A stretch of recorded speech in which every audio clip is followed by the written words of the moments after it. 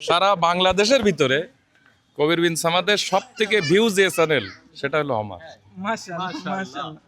বিকালের গধূলি বেলা এই যে আকাশটা অনেক সুন্দর দেখা যায়, আর ক্যামেরায় বিশেষ করে বেশি সুন্দর লাগে। ওয়ালাইকুম আসসালাম।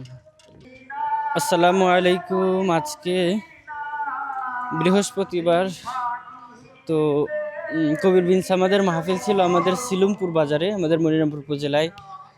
আসছিলাম আমি আর ইব্রাহিম, আর এসে তো আসলে মাহফিল শুনতেছি যে অল্প সময় করবে, মাগরিবের পরে মাহফিল হবে। যাই হোক, এখন খুব একটা ভালো ভিডিও হবে না। আর পাশেই এদিক থেকে সিলিমপুরের থেকে সোজাসুজি গেলে মামা বাড়ি, তো ভাবতেছি হাঁটতে হাঁটতে চলে যাবো কিনা মামা বাড়ি। ওই যে দেখতে সামনে সোজা দেখতে গেলে মামা বাড়ি। এই রস খাতি চাচ্ছ না? ওই যে দেখো, ওই যে রস রয়েছে। ওই যে না না, এটা হচ্ছে 2 দিন আগে কাটা সম্ভবত, ওই ঘোলা রস এর ভালো। নিজের রস কখন সকালবেলায়? এই দেখো, এই যে ওই যে এই যে দেখো একটা গেজা গেজা হয়ে গেছে না, হ্যাঁ, ওটা তো ঘোলা, ওর ভিতরে ঘোলাটা আছে। এখন নিজের নিজের রস নেই।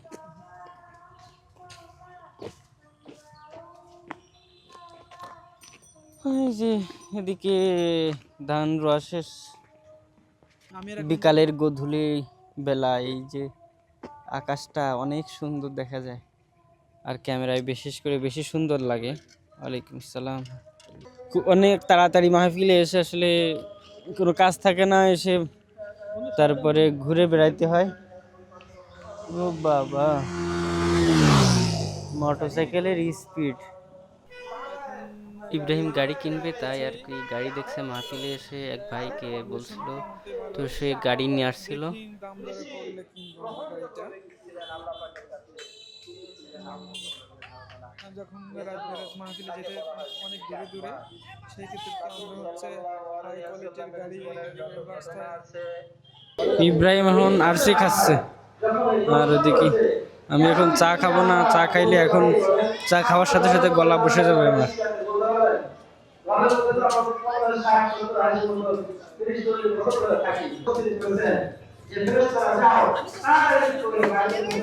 হ্যালো দর্শকবৃন্দ, দেখতে পাচ্ছেন আমার ভাই, বড় ভাই, এবং ইনি আরবি প্রভাষক কোন জায়গা? জালজাড়া সিদ্দিকিয়া ফাজিল মাদ্রাসা। পাশাপাশি আমাদের ইউটিউবেও কাজ করে ভাই। সবাই হচ্ছে আমাদের ভাইয়ের চ্যানেলটার নাম বলছে, প্লাস ডিটেলস বলে দিচ্ছে, আপনারা সাপোর্ট করবেন। ইউটিউবের চ্যানেলের নাম কি ভাই? ইসলামিক ওয়াজ যশোর। তারপরে হচ্ছে ভাই, এখানে ভিডিও করতে এসে আপনার অনুভূতি কি, এটা প্রকাশ করবেন আমাদের? আলহামদুলিল্লাহ, অনেক ভালো লাগছে, যেহেতু আমার পাশের গ্রাম আর আমি এই মাদ্রাসার ছাত্র ছিলাম।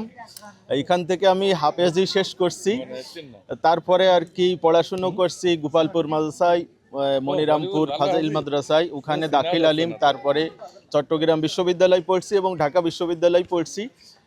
তারপরে আর কি এখন কর্মরত আছি জালজাড়া সিদ্দিকিয়া ফাজিল মাদ্রাসায় আরবি প্রভাষক হিসেবে।